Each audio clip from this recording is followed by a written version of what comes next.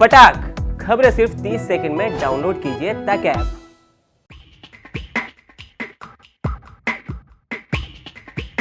बीते दिन यानी 15 जनवरी से हरियाणा में स्थानीय लोगों के लिए प्राइवेट नौकरियों में 75% आरक्षण का कानून लागू हो गया है। यह फैसला 15 जनवरी के बाद की जाने वाली सभी भर्तियों पर लागू होगा। पहले से काम कर रहे किसी भी व्यक्ति पर इस फैसले का कोई असर नहीं पड़ेगा। फिलहाल इस कानून को 10 सालों के लिए लागू किया गया है। सबसे पहले बात करते हैं कि इस कानून का फायदा कौन कौन सी नौकरियों में मिलेगा। State employment of local candidates act 2020 के नाम से बने इस कानून के तहत किसी भी कंपनी में अब 30,000 तक की मंथली सैलरी वाली नौकरियों में 75% हिस्सेदारी हरियाणा के स्थानीय निवासियों की होना अनिवार्य हो गया है।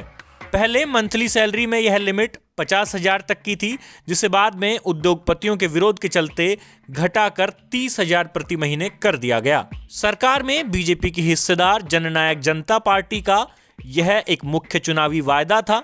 यही कारण है कि इस फैसले के लागू होने का भी सबसे अधिक श्रेय जेजेपी ही ले रही है।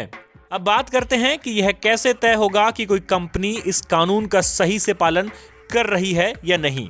इस कानून के तहत सभी उद्योगों को अपने यहां काम करने वाले कर्मचारियों का ब्यौरा लेबर डिपार्टमेंट की वेबसाइट पर दर्ज करवाना अनिवार्य होगा। कोई भी व्यक्ति लेबर डिपार्टमेंट की वेबसाइट पर जाकर इस ब्यौरे को देख सकता है। यदि कोई कंपनी इस नियम का पालन नहीं करती है तो उसके खिलाफ सजा का प्रावधान भी इस कानून में किया गया है। पहली बार में उल्लंघन करने पर जुर्माना लगाया जाएगा और दूसरी बार उल्लंघन करने पर जेल की सजा का प्रावधान इस कानून में किया गया है। अब बात करते हैं कि कानून में छूट किसे दी गई है। नए स्टार्टअप्स और नई आईटी कंपनियों को इस कानून में छूट दी गई है। 2 साल तक उन कंपनियों पर यह कानून लागू नहीं होगा।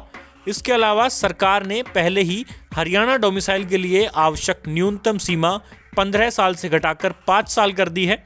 माना जा रहा है कि इस कदम से भी कंपनियों को कुछ राहत जरूर मिलेगी, क्योंकि अब 5 साल में ही हरियाणा का स्थायी निवासी बना जा सकता है, जबकि पहले यह सीमा 15 साल थी। CMIE यानी centre for monitoring Indian economy के आंकड़ों के मुताबिक हरियाणा की बेरोजगारी दर पूरे देश में सबसे अधिक है। ऐसे में सरकार इस फैसले के बाद उम्मीद जता रही है कि प्रदेश में बेरोजगारी काफी हद तक कम हो जाएगी। हालांकि उद्योगपति लगातार इस कानून का विरोध कर रहे हैं। उनका कहना है कि इस कानून के आने के बाद हरियाणा से उद्योगों का पलायन होने लगेगा।